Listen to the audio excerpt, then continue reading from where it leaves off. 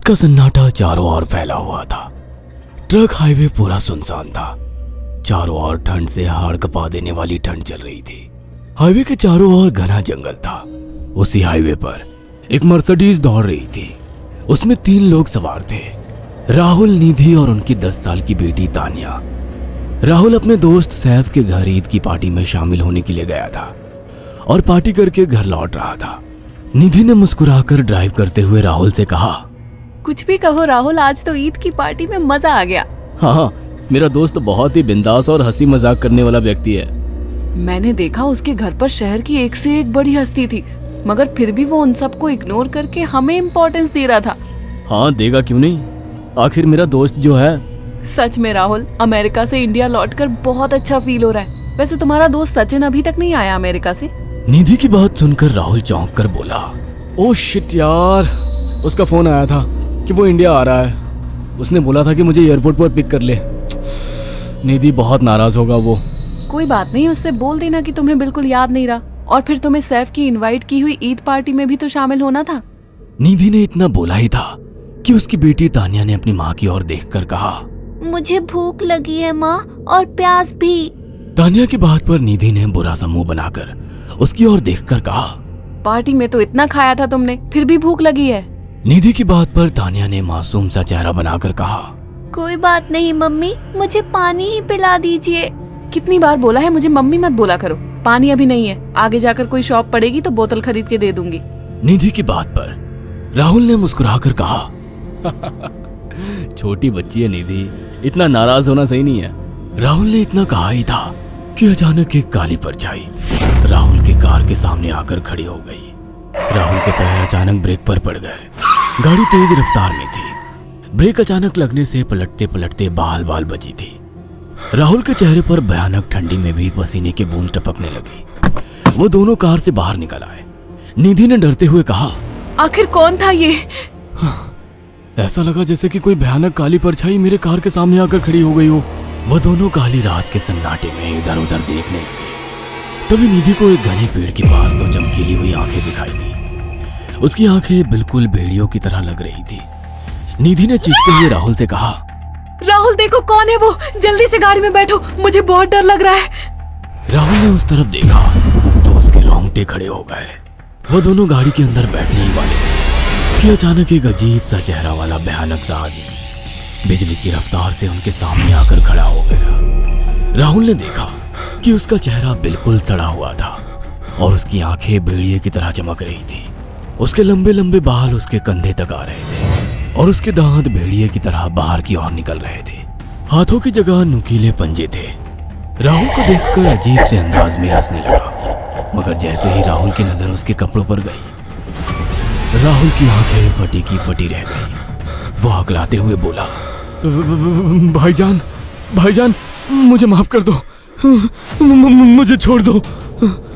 राहुल ने इतना कहा ही था कि अचानक उस अजीब से दिखने वाले भयानक आदमी ने अपने पंजों से राहुल की गर्दन कसकर पकड़ ली और एक ही सेकंड में उखाड़ कर जमीन पर फेंक दी। राहुल के धड़ से लाल रंग का खून का फुहारा फूट पड़ा।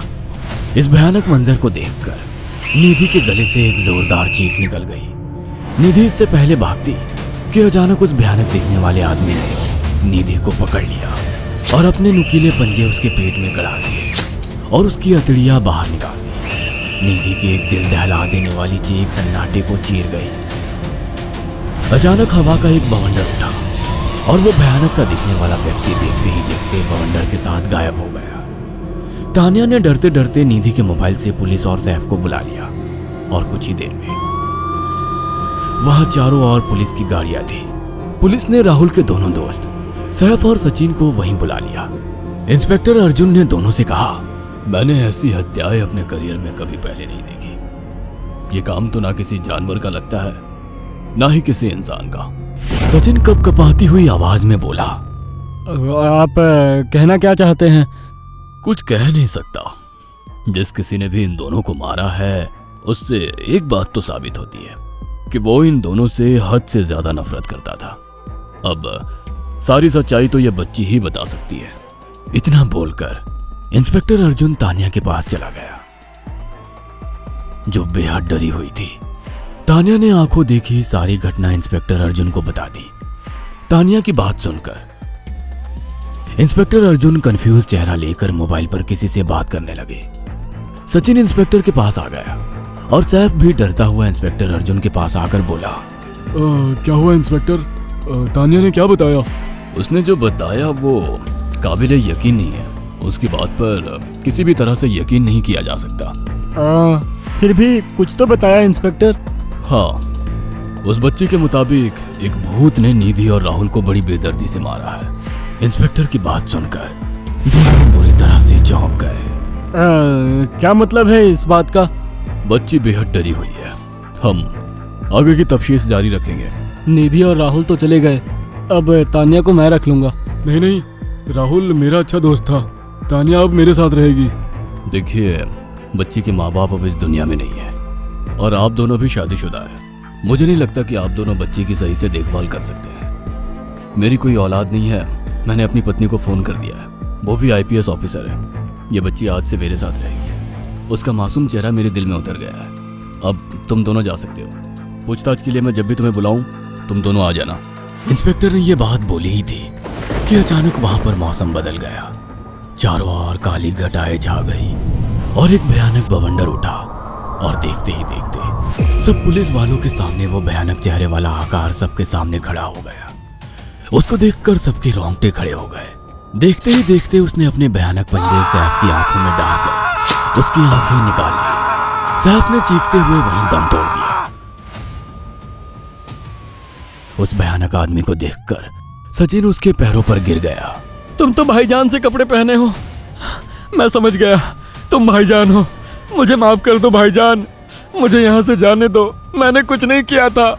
वो भयानक चेहरे वाला गुर्राते हुए बोला, बता इन सबको कि ये सब इतनी भयानक मौत क्यों मरे। सचिन दौड़ता हुआ इंस्पेक्टर अर्जुन के पास गया और बोला, मैं जानता हूँ इसने इन तीनों को क्यों मारा। इसका नाम भाईजान था। जब ये जिंदा था ये किसी का भाई किसी की जान था। बहुत साल पहले ये हम सबका बहुत अच्छा गहरा दोस्त और बिजनेस पार्टनर था। ये सबकी बहुत मदद किया करता था। इसकी प्यारी सी बेटी थी तानिया, जो इस वक्त कार के अंदर बैठी हुई है। ये इसी की बेटी है। भाईजान अपने सारे पैसों से एक बहुत बड़ा हॉस्पिटल खोलना चाहता था जिससे गरीबों का मुफ्त इलाज किया जा सके, मगर हम तीनों इसके लिए तैयार नहीं थे। हमारी नीयत उसकी दौलत पर खराब थी और एक दिन हम सब धोखे से ईद के दिन भाईजान को यहाँ ले आए और इसे मारकर फेंक दिया। तो फिर तुम सबने इसकी बेटी को क्यों जिंदा छोड़ दिया? हमें बाद में पता लगा कि भाईजान ने सारी जायदाद अपनी बेटी के नाम कर दी है, इसीलिए हमने भाईजान की पत्नी को भी मार दिया। और तानिया का तुम 18 साल की उम्र पूरी करने का इंतजार कर रहे थे ताकि सारी जायदाद अपने नाम करा सको और बाद में उसे भी ठिकाने लगा सको। इसी के लिए तुम दोनों इस मासूम बच्ची को अपने साथ रखने की जिद कर रहे थे। जी, आपने बिल्कुल सही कहा। हम तानिया को भी इसी जगह लाकर मार देते। सचिन की बात सुनकर इंस्पेक्टर अर्जुन की आंखों में खून उतर आया। इंस्पेक्टर अर्जुन के कुछ कहने से पहले ही भाईजान बिजली की रफ्तार से इंस्पेक्टर अर्जुन की आंखों के सामने से सचिन को पकड़कर ले गया और उसके शरीर के टुकड़े टुकड़े कर दिए और हवा में उठे एक तेज बवंडर के साथ गायब हो गया। सारी घटना इंस्पेक्टर अर्जुन की आंखों के सामने हुई थी। तानिया को इंस्पेक्टर अर्जुन और उसकी पत्नी ने अपनी बेटी की तरह पाला। अगर आपको हमारी ये कहानी पसंद आई हो तो इसे लाइक और शेयर करना ना भूलें। साथ ही ऐसी और नई कहानियों के अपडेट्स पाने के लिए हमारे चैनल अक्षु टीवी को जरूर सब्सक्राइब करें।